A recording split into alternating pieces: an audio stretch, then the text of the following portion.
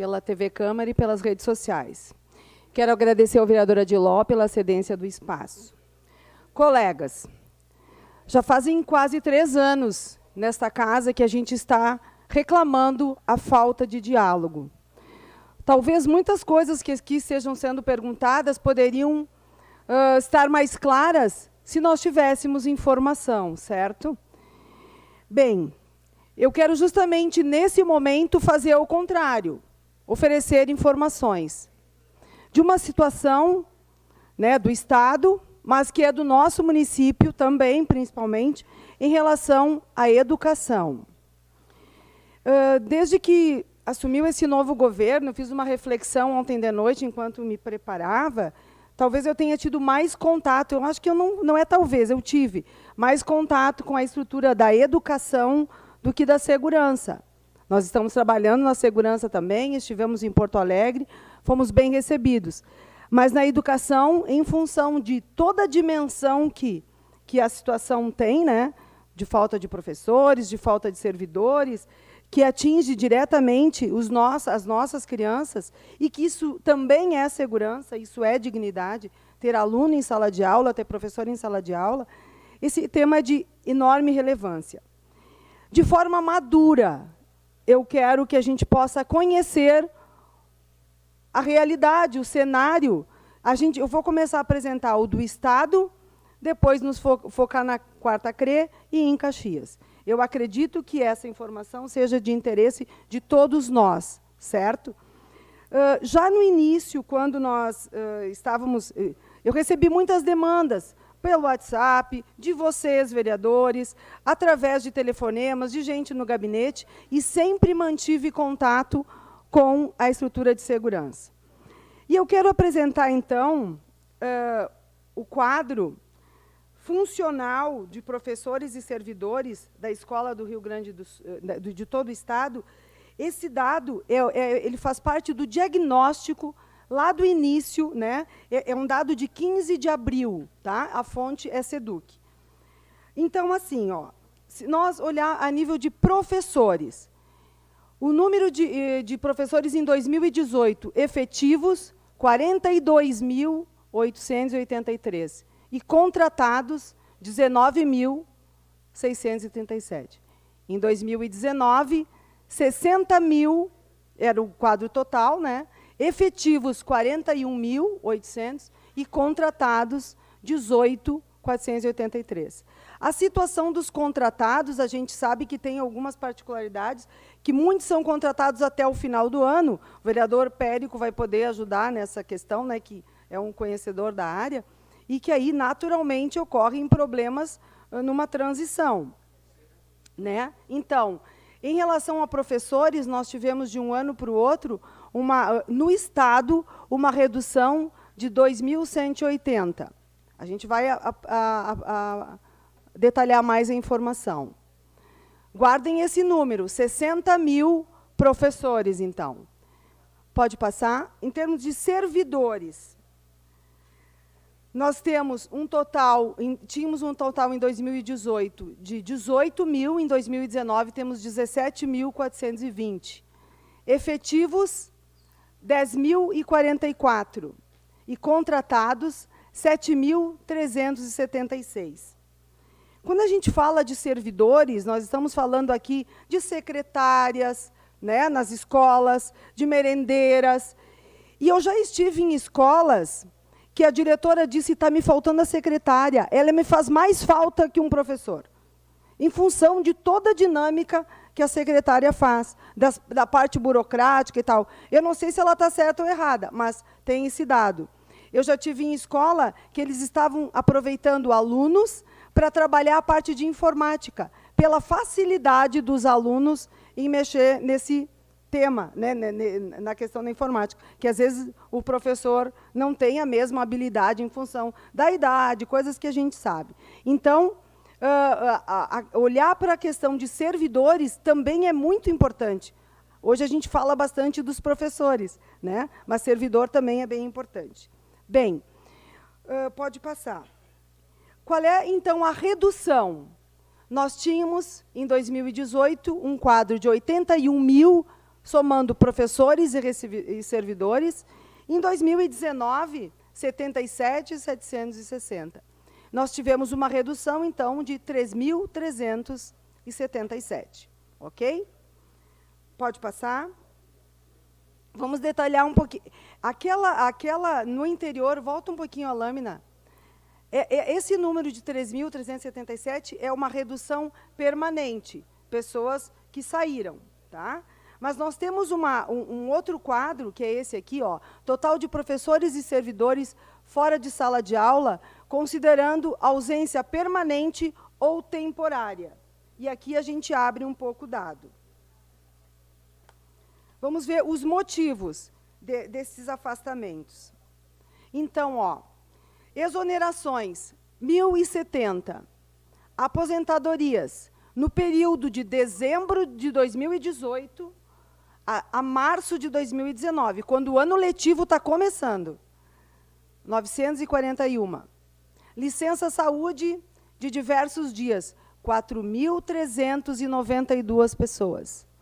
Licença aguardando aposentadoria, 298. Licença gestante, 716. Pode passar. Licença para acompanhar doença na família, 528.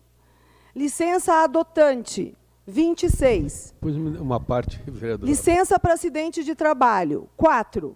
Normalmente, assim, eu que vim da indústria, o acidente de trabalho era uma coisa que dava mais impacto. Aqui, até não tanto, me chamou a atenção isso. Licença para acompanhar o cônjuge, 65. Licença interesse, 219. Bem, esses números, se somados, não dá 6.248, porque muita coisa pode estar sobrepostas, tá? Mas é um diagnóstico. Então, nós falamos antes, né, num total de 77.760 pessoas. 77.000 somam professores e servidores. O problema ali em abril estavam em 6.248. É menos de 10%. E mesmo assim, ó, o barulho que nós temos, porque, de fato, precisamos das escolas funcionando. Mas é dentro desse cenário, então, que a secretaria se debruça, certo? Pode passar a próxima.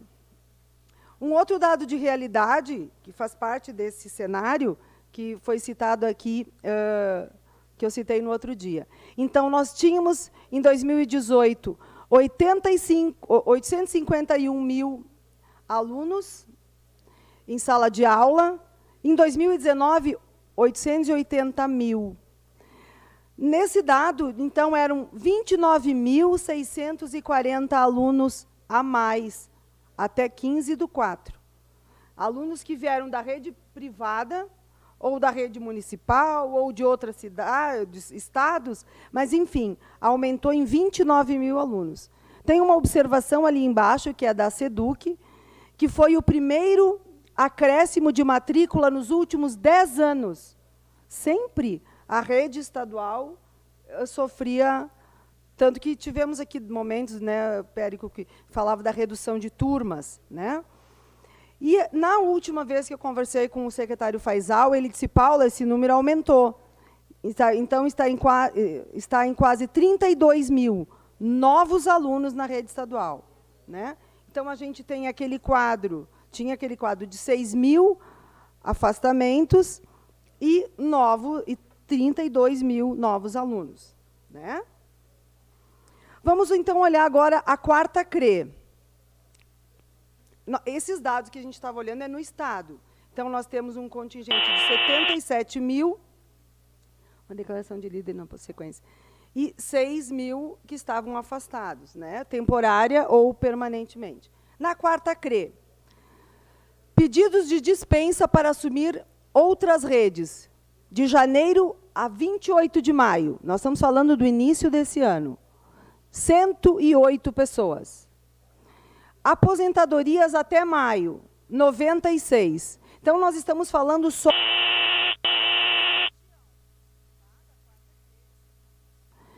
Nem 10% dessas 96 aposentadorias estava prevista, porque elas avisam quando vão entrar em pedido de aposentadoria. Então, nem 10% dessas 96 era previsto. E já tem uma previsão para mais 30 pedidos de aposentadoria até para junho.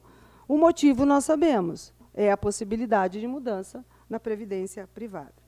Tá? Mesmo com toda essa situação, né, que a gente está falando, né, das dificuldades desse número, a gente vê que a situação está sendo revertida. Um dado, então, da nossa cidade agora. Em Caxias. Em março, nós tínhamos 1.473 horas sem aula, faltando professores.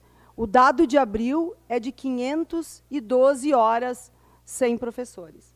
O que a gente pode ver com isso? A situação não está sem controle, ela está sendo trabalhada, na medida do possível. Com relação à escola João Pilate, que o vereador Arlindo Bandeira trouxe uma parte, aqui, vereadora Paula. Na sequência, só quero concluir a apresentação. A escola João Pilate, que eu tive a informação até que outros vereadores foram buscar a informação, a professora de português que está faltando é uma licença maternidade. Desde que tinha a previsão da licença maternidade, foi buscado o professor para ocupar esse espaço. Houve a ação de buscar, eles foram buscar no banco de dados professores desde 2016, não só em Caxias, mas São Marcos, em todas as cidades aqui da região, até Vacaria. E aqui tinha havido uma dúvida se eles recebiam auxílio para a distância. Sim, 80% do mínimo. Então, gente, a situação de Criúva é que ninguém quis assumir, porque julho acaba a licença e essa pessoa ficaria, então, findaria o contrato. O que foi possibilitado pela SEDUC? Estender um contrato. Essa pessoa que seria contratada, se ela aceitasse para trabalhar na João Pilate, ela teria contrato até o final do ano. Quando volta a professora da João Pilate, de português, ela seria, então, encaminhada para outra vaga. É exatamente assim, não houve uma falta de gestão em cima disso. É que não houve pessoas que aceitaram. Tá? Sobre a falta de professores, né, em toda a rede estadual, e focando aqui na CRE, que é onde nós somos demandados, tinha já uma determinação do Ministério Público, Ministério Público, a doutora Simone, de preenchimento das vagas até 30 de maio. E eu tenho aqui em mãos um relatório que houve uma reunião no dia 28 de maio. O relatório tem 3 páginas, que entra em situação de escola por escola, aonde falta um professor, com toda a situação diagnosticada e mostrando as dificuldades que estão relacionadas a isso. O que mais impacta na situação apresentada para o Ministério Público é aquele dado que eu mostrei aqui, são as desistências. Então, o número eram 106 desistências, né? Porque nós temos aqui 3 municípios, Caxias, Farroupilha e Canela, chamando professores na rede pública. Então, professoras que já tinham aceitado dar aula, desistem se são chamadas no novo contrato. Aposentadorias eu já coloquei, e foram aqui, de janeiro... esse dado também, 108 contratos de desistência. Então, o que a gente pode perceber? Existiu todo um preenchimento, né, das vagas, está existindo uma administração, mas tem um constante movimento de saída. Eu vou dar uma parte, vereador Périco. Quem mais pediu? Tá. Pois não, vereador Périco. Vereadora Paula, é interessante esses dados e, ao mesmo tempo, importantes para que nós possamos ter a ideia da complexidade que é se trabalhar tanto com educação como saúde. Porque existem essas variáveis, elas não têm como um coordenador e toda a sua equipe poderem administrar ao final do ano letivo para o ano seguinte. No final do ano letivo se faz a projeção de turmas e, consequentemente, o número da necessidade de professores. A questão é que quando começa o ano letivo seguinte, tem algumas variáveis que impactam sempre na educação, isto é, se tem uma crise econômica, nós temos uma transferência muito grande de alunos da rede privada para a rede pública. Isso não se tem ideia. Consequentemente, se aumenta o número da necessidade de professores. Ao mesmo tempo, os dados que Vossa Excelência traz são dados interessantes, que isso é corriqueiro. Todo ano é isto. Cada vez mais aposentadorias, até pelo desestímulo também dos professores pelo que recebem. Municípios que fazem seus concursos públicos e que pagam praticamente o dobro do que o Estado, faz com que esses professores optem por mais 20 horas no município, na qual já tinham muitos 20 horas no município, e fiquem somente no quadro de servidores do município.